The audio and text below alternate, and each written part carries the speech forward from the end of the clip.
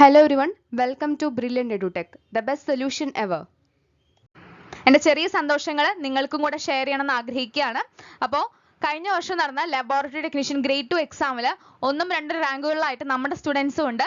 ആതിര, അൽഫിയ രണ്ടുപേർക്കും കൺഗ്രാജുലേഷൻസ് ആശംസിക്കുകയാണ്.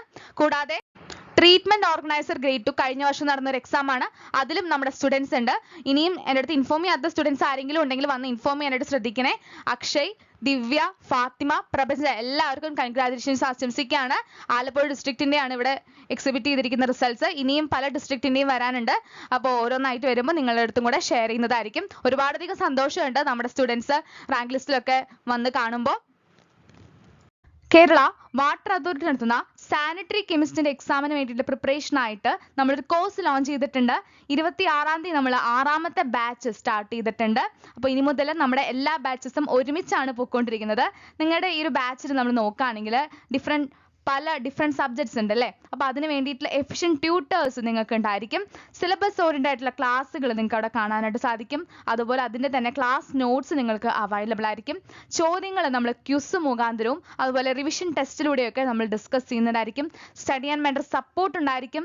നിങ്ങളുടെ എക്സാം എന്നാണോ അന്ന് വരെ നിങ്ങൾക്ക് ഒരു സപ്പോർട്ട്, മെൻ്റൽ സപ്പോർട്ടിനും അതുപോലെ നിങ്ങളുടെ ആ ഒരു മോട്ടിവേഷൻ കുറവുണ്ടെങ്കിൽ നിങ്ങൾക്ക് പഠിക്കാനായിട്ട് എന്തെങ്കിലും ബുദ്ധിമുട്ടുണ്ടെങ്കിൽ നിങ്ങൾക്ക് വന്ന് അപ്രോച്ച് ചെയ്യാവുന്നതാണ്. സ്റ്റഡി പ്ലാൻ റിമൈൻഡേഴ്സ് ഉണ്ടായിരിക്കും. ഡൗട്ട് ക്ലിയറൻസ് ഉണ്ടായിരിക്കും. നിങ്ങളുടെ സെൽഫ് അനാലിസിസ് ഇവിടെ അഷ്യൂർഡ് ആണ്. കാരണം നിരന്തരമായിട്ടുള്ള റിവിഷൻ ടെസ്റ്റ് നമ്മൾ കണ്ടക്ട് ചെയ്യുന്നതായിരിക്കും. നമ്മുടെ സ്റ്റഡി പ്ലാൻ വീഡിയോ കണ്ടവർക്ക് അറിയാം എത്രമാത്രം റിവിഷൻ ടെസ്റ്റുകളും റിവിഷൻസും ആണ് നമ്മൾ ചെയ്യുന്നത് എന്നുള്ളത്. അതുപോലെ ഡെയിലി ബേസിസിൽ നമ്മൾ ക്യൂസും കണ്ടക്ട് ചെയ്യുന്നുണ്ടായിരിക്കും. ഈ ഒരു സ്റ്റഡി സപ്പോർട്ട് എന്ന് പറയുന്നത് എന്നാണോ നമ്മുടെ എക്സാം അന്ന് വരെ നിങ്ങൾക്ക് ഉണ്ടായിരിക്കുന്നതാണ്. അപ്പോൾ അതുകൊണ്ട് നിങ്ങൾക്ക് ആർക്കെങ്കിലും താല്പര്യം ഉണ്ടെങ്കിൽ വന്ന് ജോയിൻ ചെയ്യാം. ഡിഫറെൻ്റ് ആയിട്ടുള്ള പ്ലാൻസ് നമുക്ക് അവൈലബിൾ ആണ്. അപ്പോൾ പ്ലാൻസിനെ പറ്റിയിട്ടും കോഴ്സിനെ പറ്റിയിട്ടും കൂടുതൽ അറിയാനായിട്ട് നിങ്ങൾക്ക് ഈ തന്നിരിക്കുന്ന നമ്പറിലോട്ട് വാട്സപ്പ് ചെയ്യാം. 9952645996 എന്നതാണ് നമ്പർ. അപ്പോൾ ആ ഒരു നമ്പറിൽ വാട്സപ്പ് ചെയ്യാനും കൂടുതൽ കാര്യങ്ങൾ നിങ്ങളുടെ ഡൗട്ട്സ് നിങ്ങൾക്ക് എന്ത് വേണമെങ്കിലും ചോദിച്ച് ക്ലിയർ ചെയ്ത് നിങ്ങൾക്ക് കോഴ്സിൽ എൻറോൾ ചെയ്യാവുന്നതാണ്. പെട്ടെന്ന് തന്നെ ജോയിൻ ചെയ്യാനായിട്ട് ശ്രദ്ധിക്കുക. നമ്മുടെ സ്റ്റഡി പ്ലാൻ നമ്മൾ കൊടുത്തു കഴിഞ്ഞു. അപ്പോൾ അതനുസരിച്ചായിരിക്കും മുന്നോട്ട് പോകുന്നത്. അപ്പോൾ ആദ്യം വന്ന് ജോയിൻ ചെയ്യുന്നവർക്ക് ഒരു ലാഗ് നിങ്ങൾക്ക് ഉണ്ടാവും എന്ന് മുന്നിൽ കണ്ടുകൊണ്ട് തന്നെ നിങ്ങൾക്ക് കുറച്ച് പോർഷൻസ് മാത്രമാണ് ആദ്യം നമ്മൾ കൊടുത്തിരിക്കുന്നത്. അപ്പോൾ അതിനുശേഷം കൂടുതൽ പോർഷൻസ് അപ്ഡേറ്റഡ് ആവും. റിവിഷൻ ടെസ്റ്റ് ടൈമിൽ കണ്ടക്ട് ചെയ്യും. അപ്പോൾ ഒരുമിച്ച് നമ്മുടെ സ്റ്റഡി പ്ലാൻ മാക്സിമം ഫോളോ ചെയ്യാനായിട്ട് ശ്രദ്ധിക്കുക. അപ്പോൾ അതായിരിക്കും കൂടുതൽ എഫക്റ്റീവായിട്ട് ടെൻഷൻ ഫ്രീ ആയിട്ട് നിങ്ങൾക്ക് പഠിക്കാനായിട്ട് ഹെൽപ്പ് ചെയ്യുന്നത്. അപ്പോൾ അതുകൊണ്ട് മടി കൂടാതെ പെട്ടെന്ന് തന്നെ എൻറോൾ ചെയ്ത് പെട്ടെന്ന് തന്നെ നിങ്ങളുടെ എക്സാം പഠിക്കാനും ക്രാക്ക് ചെയ്യാനുള്ള സ്ട്രാറ്റജീസ് എംപ്ലോയ് ചെയ്ത് നമുക്ക് മുന്നോട്ട് പോകാം. ഇന്നത്തെ ക്ലാസ്സിൽ നമ്മൾ പഠിക്കാനായിട്ട് പോകുന്നത് അയോണിക് ഈക്വിലിബ്രിയത്തെ കുറിച്ചാണ്. നമുക്കിന്ന് ക്ലാസ് എടുത്ത് തരാനായി വന്നിരിക്കുന്നത് ആദിത്യ മാം ആണ്. അപ്പോൾ നമ്മുടെ ഈ ഒരു ക്ലാസ് നിങ്ങൾക്ക് എഫക്റ്റീവായിട്ട് മനസ്സിലാവട്ടെ എന്ന് ആശംസിക്കുന്നു. നിങ്ങൾക്ക് എന്തെങ്കിലും ഡൗട്ട്സ് ഉണ്ടെങ്കിൽ താഴെ കമൻറ്റ് ബോക്സിലോ അല്ലെങ്കിൽ നമ്മുടെ ഗ്രൂപ്പ് മെമ്പേഴ്സിൽ നമ്മുടെ ഡൗട്ട് ക്ലിയറൻസ് സെക്ഷൻസ് വഴിയായിട്ടൊക്കെ നമുക്ക് ആക്സസ് ചെയ്യാവുന്നതാണ്. അപ്പോൾ ഈ ഒരു കോൺസെപ്റ്റ് ക്ലിയർ ചെയ്ത് പോകാനും നല്ല രീതിയിൽ പഠിച്ചു പോകാനും നിങ്ങൾക്ക് സാധിക്കട്ടെ എന്ന് ആശംസിക്കുന്നു. ഇന്നത്തെ നമ്മുടെ ടോപ്പിക്ക് അയോണിക് ഇക്വിലിബ്രിയമാണ്. അയോണിക് ഇക്വിലിബ്രിയത്തിൽ ഫസ്റ്റ് നമ്മൾ പഠിക്കുന്നത് ഇലക്ട്രോലൈറ്റ്സിനെ പറ്റിയിട്ടാണ്. ഡിഗ്രി ഓഫ് അയോണൈസേഷനെ ബേസ് ചെയ്തിട്ട് ഇലക്ട്രോലൈറ്റ്സിനെ രണ്ടായിട്ട് ക്ലാസിഫൈ ചെയ്തിട്ടുണ്ട്. സ്ട്രോങ് ഇലക്ട്രോലൈറ്റ്സും വീക്ക് ഇലക്ട്രോലൈറ്റ്സും. സ്ട്രോങ് ഇലക്ട്രോലൈറ്റ്സ് എന്ന് പറയുന്നത് ഡിസോസിയേഷൻ നടന്നു കഴിയുമ്പോൾ ഇലക്ട്രോലൈറ്റ്സ് കംപ്ലീറ്റ്ലി ഡിസോസിയേറ്റ് ആകുന്ന ഇലക്ട്രോലൈറ്റ്സ് ആണെങ്കിൽ അവരെ സ്ട്രോങ് ഇലക്ട്രോലൈറ്റ്സ് എന്ന് പറയാം. കംപ്ലീറ്റ് ആയിട്ട് ഡിസോസിയേറ്റ് ആകുന്ന ഒരു സൊല്യൂഷനിലെ അയോൺസ് ആയിട്ട് കംപ്ലീറ്റ് ഡിസോസിയേഷൻ നടക്കുന്നവരെ സ്ട്രോങ് ഇലക്ട്രോലൈറ്റ്സ് എന്ന് പറയാം. സ്ട്രോങ് ആസിഡ്സിനും സ്ട്രോങ് ബേസസിനും സോൾട്ട്സിനും ഉള്ള എക്സാമ്പിൾസ് കൊടുത്തിട്ടുണ്ട് അവിടെ. HCl, HI, HBr ഒക്കെ സ്ട്രോങ് ആസിഡ്സ് ആണ്. NaOH, KaOH, LiOH ഒക്കെ സ്ട്രോങ് ബേസസ് ആണ്. അതുപോലെ NaCl, KBr ഒക്കെ സോൾട്ടുകളാണ്. ഇനി നമ്മൾ കംപ്ലീറ്റ് അയോണൈസേഷൻ നടക്കുമെന്ന് പറഞ്ഞാലും വളരെ കുറച്ച് ക്വാണ്ടിറ്റീസ് ആയിട്ട് അൺഅയണൈസ്ഡ് ആയിട്ടുള്ള മോളിക്യൂൾസ് കാണും. പക്ഷെ അത് വളരെ കുറച്ച് തന്നെ ആയതുകൊണ്ട് നമുക്ക് അവരെ നെഗ്ലക്റ്റ് ചെയ്ത് കളയാനായിട്ട് സാധിക്കും. അതുപോലെ നമ്മൾ ശ്രദ്ധിക്കേണ്ട ഒരു കാര്യം എന്താണെന്ന് വെച്ചാൽ സ്ട്രോങ് ഇലക്ട്രോലൈറ്റ്സ് ചേരുന്ന ഇക്വേഷൻസ് നമ്മൾ എഴുതുമ്പോൾ അവിടെ ഒരിക്കലും വീക്ക് ഇലക്ട്രോലൈറ്റ്സിൻ്റെ ഇക്വേഷൻ എഴുതുന്നത് പോലെ ഡബിൾ ഹെഡഡ് ആരോസ് യൂസ് ചെയ്യുന്നില്ല. ആ ഒരു കാര്യം ശ്രദ്ധിക്കേണ്ടതാണ്. ഇന്നത്തെ നമ്മുടെ ടോപ്പിക്ക് അയോണിക് ഇക്വിലിബ്രിയമാണ്. അയോണിക് ഇക്വിലിബ്രിയത്തിൽ ഫസ്റ്റ് നമ്മൾ പഠിക്കുന്നത് ഇലക്ട്രോലൈറ്റ്സിനെ പറ്റിയിട്ടാണ്. ഡിഗ്രി ഓഫ് അയോണൈസേഷനെ ബേസ് ചെയ്തിട്ട് ഇലക്ട്രോലൈറ്റ്സിനെ രണ്ടായിട്ട് ക്ലാസിഫൈ ചെയ്തിട്ടുണ്ട്, സ്ട്രോങ് ഇലക്ട്രോലൈറ്റ്സും വീക്ക് ഇലക്ട്രോലൈറ്റ്സും. സ്ട്രോങ് ഇലക്ട്രോലൈറ്റ്സ് എന്ന് പറയുന്നത് ഡിസോസിയേഷൻ നടന്നു കഴിയുമ്പോൾ ഇലക്ട്രോലൈറ്റ്സ് കംപ്ലീറ്റ്ലി ഡിസോസിയേറ്റ് ആകുന്ന ഇലക്ട്രോലൈറ്റ്സ് ആണെങ്കിൽ അവരെ സ്ട്രോങ് ഇലക്ട്രോലൈറ്റ്സ് എന്ന് പറയാം.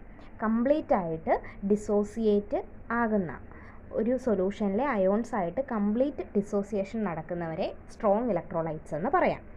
സ്ട്രോങ് ആസിഡ്സിനും സ്ട്രോങ് ബേസസിനും സോൾട്ട്സിനും ഉള്ള എക്സാമ്പിൾസ് കൊടുത്തിട്ടുണ്ട് അവിടെ. HCl, HI, HBr ഒക്കെ സ്ട്രോങ് ആസിഡ്സ് ആണ്. NaOH, KaOH, LiOH ഒക്കെ സ്ട്രോങ് ബേസസ് ആണ്. അതുപോലെ NaCl, KBr ഒക്കെ സോൾട്ടുകളാണ്. ഇനി നമ്മൾ കംപ്ലീറ്റ് അയോണൈസേഷൻ നടക്കുമെന്ന് പറഞ്ഞാലും വളരെ കുറച്ച് ക്വാണ്ടിറ്റീസ് ആയിട്ട് അൺഅയണൈസ്ഡ് ആയിട്ടുള്ള മോളിക്യൂൾസ് കാണും.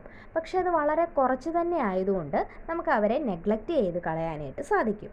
അതുപോലെ നമ്മൾ ശ്രദ്ധിക്കേണ്ട ഒരു കാര്യം എന്താണെന്ന് വെച്ചാൽ, സ്ട്രോങ് ഇലക്ട്രോലൈറ്റ്സ് ചേരുന്ന ഇക്വേഷൻസ് നമ്മൾ എഴുതുമ്പോൾ അവിടെ ഒരിക്കലും വീക്ക് ഇലക്ട്രോലൈറ്റ്സിൻ്റെ ഇക്വേഷൻ എഴുതുന്നത് പോലെ ഡബിൾ ഹെഡഡ് ആരോസ് യൂസ് ചെയ്യുന്നില്ല. ആ ഒരു കാര്യം ശ്രദ്ധിക്കേണ്ടതാണ്. അടുത്തത് വീക്ക് ഇലക്ട്രോലൈറ്റ്സ് എന്താണെന്നാണ് പറയുന്നത്. വീക്ക് ഇലക്ട്രോലൈറ്റ്സ് എന്ന് പറയുന്നത് നമ്മളൊരു സബ്സ്റ്റൻസിലൂടെ കറണ്ട് പാസ് ചെയ്യുമ്പോൾ അവിടെ ഒരിക്കലും അയോൺസ് മൊത്തത്തിൽ ഡിസോസിയേറ്റ് ആകുന്നില്ല. അങ്ങനെയുള്ളവരെയാണ് വീക്ക് ഇലക്ട്രോലൈറ്റ്സ് എന്ന് പറയുന്നത്. വീക്ക് ആസിഡ്സിൻ്റെ എക്സാമ്പിളാണ് HF, H2CO3. വീക്ക് ബേസസിൻ്റെ എക്സാമ്പിളാണ് NH3. അപ്പോൾ ഇതിൻ്റെ കൂടുതൽ ഡീറ്റെയിൽസ് പറയുവാണെങ്കിൽ, ഒരു സൊല്യൂഷൻ എടുത്തു കഴിയുമ്പോൾ അതിലെ വീക്ക് ഇലക്ട്രോലൈറ്റിൻ്റെ മോളിക്യൂൾസ് ആ അയോൺസുമായിട്ട് ഇക്വിലിബ്രിയത്തിലായിരിക്കും. അപ്പോൾ അങ്ങനെ ഒരു കണ്ടീഷൻ വരുന്നത് കൊണ്ട് തന്നെ നമ്മൾ വീക്ക് ഇലക്ട്രോലൈറ്റ്സിൻ്റെ അയോണൈസേഷൻ്റെ ഇക്വേഷൻ എഴുതുമ്പോൾ അവിടെ ഡബിൾ ഹെഡഡ് ആരോസ് കൊടുക്കുന്നുണ്ട്. ഡബിൾ ഹെഡഡ് ആരോസ് എന്തിനെ അർത്ഥമാക്കുന്നത്? റിയാക്ഷൻ റിവേഴ്സിബിൾ ആണെന്നുള്ള ഒരു ഐഡിയയാണ് നമുക്കവിടെ കൊണ്ടുവരുന്നത്. അപ്പോൾ അതിന് ഉള്ള രണ്ട് ഇക്വേഷൻസും അതിന് രണ്ട് എക്സാമ്പിളായിട്ട് ഡബിൾ ഹെഡഡ് ആരോസ് വെച്ചിട്ടുള്ള രണ്ട് ഇക്വേഷൻസും അവിടെ കൊടുത്തിട്ടുണ്ട്. ഇനി ഈ സ്ട്രോങ് ഇലക്ട്രോലൈറ്റ്സും വീക്ക് ഇലക്ട്രോലൈറ്റ്സും തമ്മിലുള്ള ഡിഫറൻസ് ആണ് നമ്മൾ നോക്കുന്നത്. ഡെഫിനേഷൻ പോലെ തന്നെ സ്ട്രോങ് ഇലക്ട്രോലൈറ്റ്സ് എൻറ്റയർലി അയണൈസബിൾ ആണ്, പക്ഷേ വീക്ക് ഇലക്ട്രോലൈറ്റ്സ് പാർഷ്യലി അയണൈസബിൾ ആണ്. പിന്നെ സ്ട്രോങ് ഇലക്ട്രോലൈറ്റ്സിന് ഹൈ കണ്ടക്ടിവിറ്റി ആയിരിക്കും, ഹൈ ഇലക്ട്രിക്കൽ കണ്ടക്ടിവിറ്റി ആയിരിക്കും. വീക്ക് ഇലക്ട്രോലൈറ്റ്സിന് ലോ ഇലക്ട്രിക്കൽ കണ്ടക്ടിവിറ്റി ആയിരിക്കും. സൊല്യൂഷൻ സ്റ്റേറ്റിലോ മോൾട്ടൺ സ്റ്റേറ്റിലോ ഈ ഇലക്ട്രോലൈറ്റ്സ് കംപ്ലീറ്റ്ലി അയണൈസബിൾ ആയി പോവുകയും അവിടെ നമ്മുടെ ഈ അയോൺസ് ലിക്വിഡ് അല്ലെങ്കിൽ മോൾട്ടൺ ഫോമിലായിരിക്കും ഉണ്ടായിരിക്കുന്നത്. പക്ഷേ വീക്ക് ഇലക്ട്രോലൈറ്റ്സിൻ്റെ കേസിൽ സൊല്യൂഷൻ അല്ലെങ്കിൽ മോൾട്ടൺ ഫോമിൽ ഇവർ പാർഷ്യലി ആണ് അയണൈസബിൾ ആയിട്ടുള്ളത്. അതുകൊണ്ട് തന്നെ ഈ അയോൺസും അൺഡിസോസിയേറ്റഡ് മോളിക്യൂൾസും ഒക്കെ ഈ ഇലക്ട്രോലൈറ്റിൽ തന്നെ പ്രസൻ്റ് ആയിരിക്കും. അടുത്ത ഡിഫറൻസ് എന്ന് പറയുന്നത്, മോഡറേറ്റ് കോൺസെൻട്രേഷനിൽ എടുത്തു കഴിഞ്ഞ് സ്ട്രോങ് ഇലക്ട്രോലൈറ്റ്സിനെ നമ്മൾ എടുക്കുകയാണെങ്കിൽ അത് ടോട്ടലി ഡിസോസിയേറ്റ് ചെയ്യും. എന്നാൽ വീക്ക് ഇലക്ട്രോലൈറ്റ്സ് നമ്മൾ മോഡറേറ്റ് കോൺസെൻട്രേഷനിൽ എടുക്കുന്നതെങ്കിൽ കംപ്ലീറ്റ്ലി ഡിസോസിയേറ്റ് ആകില്ല. ഹൈ കോൺസെൻട്രേഷൻ എടുത്തു കഴിഞ്ഞാൽ സ്ട്രോങ് ഇലക്ട്രോലൈറ്റ്സിൽ സ്ട്രോങ് ഇൻ്ററയോണിക് ഇൻ്ററാക്ഷൻസ് കാണാനായിട്ട് സാധിക്കും. പക്ഷേ എത്ര ഹൈ കോൺസെൻട്രേഷനിൽ നമ്മൾ വീക്ക് ഇലക്ട്രോലൈറ്റ്സ് എടുത്താലും അവിടുത്തെ ഇൻ്ററയോണിക് ഇൻ്ററാക്ഷൻ എന്ന് പറയുന്നത് വീക്കായിട്ട് തന്നെ ഇരിക്കും. അടുത്ത ഡിഫറൻസ് ആയിട്ട് വീക്ക് ഇലക്ട്രോലൈറ്റ്സിൻ്റെയും സ്ട്രോങ് ഇലക്ട്രോലൈറ്റ്സിൻ്റെയും കുറച്ച് എക്സാമ്പിൾസ് ആണ് കൊടുത്തിരിക്കുന്നത്. അത് എല്ലാം ഇമ്പോർട്ടൻ്റ് ആയിട്ട് നോക്കേണ്ടതുമാണ്. ആസിഡ്സ്, ആൽക്കലീസ്, പിന്നെ കുറേ സോൾട്ടുകൾ. അതുപോലെ വീക്ക് ഇലക്ട്രോലൈറ്റ്സിൽ ആസിഡ്സ്, ആൽക്കലീസ്, അതുപോലെ ഫോമിക് ആസിഡിൻ്റെ, അസറ്റിക് ആസിഡിൻ്റെ, അമോണിയം ഹൈഡ്രോക്സൈഡിൻ്റെ ഒക്കെ സോൾട്ടുകൾ. അപ്പോൾ ഇത്രയുമാണ് സ്ട്രോങ് വീക്ക് ഇലക്ട്രോലൈറ്റ്സ് തമ്മിലുള്ള ഡിഫറൻസിൽ വരേണ്ടത്. ഇതിൽ കുറേ എക്സാമ്പിൾസ് കൊടുത്തിട്ടുണ്ട്. അപ്പോൾ ആ എക്സാമ്പിൾസ് തന്നിട്ട് ഇതിലാരാണ് സ്ട്രോങ് ഇലക്ട്രോലൈറ്റ്സ്, വീക്ക് ഇലക്ട്രോലൈറ്റ്സ് എന്നൊക്കെ ചോദിക്കാനായിട്ട് ചാൻസ് ഉണ്ട്.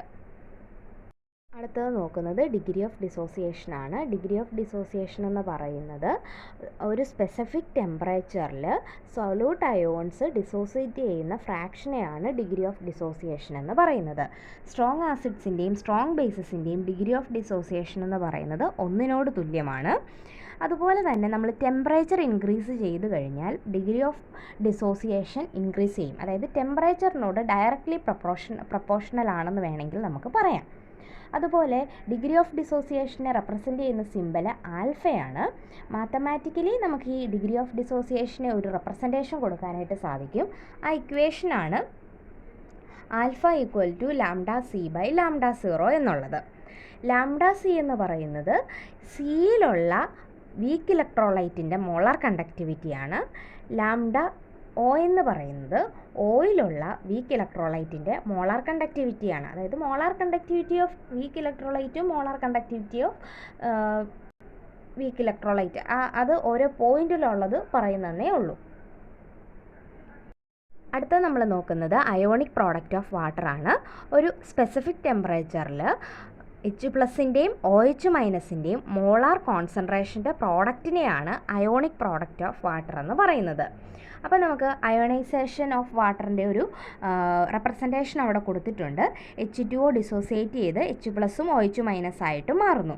അപ്പോൾ ഇത് വെച്ചിട്ട് നമുക്ക് അയണൈസേഷൻ കോൺസ്റ്റൻറ്റിനെ എഴുതാനായിട്ട് സാധിക്കും. K equal to concentration of H+ into concentration of OH- divided by concentration of H2O.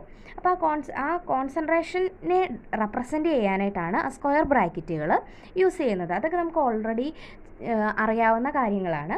എങ്കിലും അറിയാത്തവരുണ്ടെങ്കിൽ പറഞ്ഞതേ ഉള്ളൂ. സ്ക്വയർ ബ്രാക്കറ്റ്സ് റെപ്രസെൻ്റ് ചെയ്യുന്നത് കോൺസെൻട്രേഷനെ കാണിക്കാൻ വേണ്ടിയിട്ടാണ്. അപ്പോൾ ഇവിടെ നമ്മൾ ക്രോസ് മൾട്ടിപ്ലൈ ചെയ്ത് കഴിയുമ്പോൾ K ഇൻറ്റു H2O എന്ന് വരും, equal to H+ into OH- എന്ന് വരും. K into concentration of H2O എന്ന് പറയുന്നത് KW ആണ്. അതായത് അയോണിക് പ്രോഡക്റ്റ് ഓഫ് വാട്ടർ ആണ്. അത് എന്തായിട്ടാണ് വന്നിരിക്കുന്നത്? Concentration of H+ into concentration of OH-. അതായത് product of concentration of H+ into concentration of OH- ആണ് വന്നിരിക്കുന്നത്. അടുത്തത് അയോണിക് പ്രോഡക്റ്റിൽ ടെമ്പറേച്ചറിൻ്റെ എഫക്റ്റാണ് നമ്മൾ നോക്കുന്നത്. അപ്പോൾ ടെമ്പറേച്ചർ കൂട്ടിക്കഴിയുമ്പോൾ കോൺസെൻട്രേഷൻ, അയോൺസിൻ്റെ കോൺസെൻട്രേഷൻ കൂടുകയും അങ്ങനെ അയോണിക് പ്രോഡക്റ്റിൻ്റെ വാല്യൂ കൂടുകയും ചെയ്യും. 25 ഡിഗ്രി സെൽഷ്യസിൽ അയോണിക് പ്രോഡക്റ്റ് എന്ന് പറയുന്നത് 1 × 10⁻⁻14 ആണ്. അപ്പോൾ ആ ഒരു ടെമ്പറേച്ചറിൽ H+ ഈക്വൽ ടു OH- എന്ന് വരും, ഈക്വൽ ടു 1 × 10⁻⁻7 എന്ന് വരും. അതായത് രണ്ട് പേർക്കും 10⁻⁻14 രണ്ട് പേർക്കും ഈക്വൽ ആയിട്ടുള്ള രീതിയിൽ എഴുതിയിരിക്കുന്നതാണ്. പക്ഷേ ഈ ടെമ്പറേച്ചർ അല്ല, ഇതിൽ നിന്ന് വ്യത്യസ്തമായ ടെമ്പറേച്ചറിലേക്ക് പോകുമ്പോൾ ഇതിന് വേരിയേഷൻ ഉണ്ടാകുകയും അത് നമ്മൾ കാൽക്കുലേറ്റ് ചെയ്യുകയും വേണം. അതിനനുസരിച്ചിട്ട് കാൽക്കുലേറ്റ് ചെയ്യുകയാണ് ചെയ്യുന്നത്. നമ്മൾ നോക്കുന്നത് dissociation constant for a weak ആസിഡാണ്. ഇവിടെ നമ്മളൊരു വീക്ക് ആസിഡ് എടുക്കുക. അത് നമ്മൾ പാർഷ്യലി മാത്രമേ ഡിസോസിയേറ്റ് ചെയ്യുന്നുള്ളൂ. പാർഷ്യലി മാത്രമേ അത് H+ അയോൺസിനെ റിലീസ് ചെയ്യുന്നുള്ളൂ. മൊത്തത്തിലുള്ള H+ അയോൺസിനെ അത് റിലീസ് ചെയ്യുന്നില്ല. പിന്നെ നമ്മൾ ഒരു വീക്ക് ആസിഡ് HA എന്ന് പറയുന്ന ഒരു വീക്ക് ആസിഡ് കൺസിഡർ ചെയ്യുവാണെങ്കിൽ അതിൻ്റെ dissociation റിയാക്ഷനെ HA gives H+ + A- എന്ന് കൊടുക്കാനായിട്ട് സാധിക്കും. അപ്പോൾ ഇതിൻ്റെ ജനറലി നമുക്ക് ഇതിൻ്റെ Ka എന്ന് പറയുന്ന equation concentration of H+ into concentration of A- divided by concentration of HA എന്ന് എഴുതാം. അപ്പോൾ ഞാൻ നേരത്തെ അത് പറഞ്ഞതുപോലെ തന്നെ സ്ക്വയർ ബ്രാക്കറ്റ് റെപ്രസെൻറ്റ് ചെയ്യുന്നത് കോൺസെൻട്രേഷനെയാണ്. അപ്പോൾ ഇതാണ് Kaയുടെ ഒരു ജനറൽ റെപ്രസെൻറ്റേഷനും ജനറൽ ഇക്വേഷനും ഒക്കെ വരുന്നത്. നമുക്ക് ആസിഡ് ഡിസോസിയേഷൻ കോൺസ്റ്റൻറ്റിനെ കുറച്ച് ഡീറ്റെയിൽ ആയിട്ടൊന്നും കൂടെ നോക്കാം. അപ്പോൾ ഇവിടെ നമ്മൾ പറയുന്നത് എന്താണെന്ന് വെച്ചാൽ ആസിഡ് ഡിസോസിയേഷൻ കോൺസ്റ്റൻ്റ് എന്ന് പറയുന്നത് ഒരു സൊല്യൂഷനിൽ ഈ നമ്മൾ ആഡ് ചെയ്യുന്ന ആസിഡ് ഒരു സൊല്യൂഷനിൽ എത്രയധികം എക്സ്റ്റെൻറ്റിൽ എത്രത്തോളം ഇത് ഡിസോസിയേറ്റ് ആകും എന്ന ആ മെഷറിനെയാണ് ആസിഡ് ഡിസോസിയേഷൻ കോൺസ്റ്റൻ്റ് എന്ന് പറയുന്നത്. ഒരാസിഡ് സൊല്യൂഷനിൽ എത്രയധികം ഡിസോസിയേറ്റ് ആകുന്നു എന്നുള്ള എക്സ്റ്റെൻറ്റിനെ ആ മെഷറിനെയാണ് നമ്മൾ ആസിഡ് ഡിസോസിയേഷൻ കോൺസ്റ്റൻ്റ് എന്ന് പറയുന്നത്. അത് വെച്ചിട്ട് നമ്മൾ ആസിഡ് സ്ട്രെങ്തിനെയാണ് ഡിറ്റർമൈൻ ചെയ്യുന്നത്.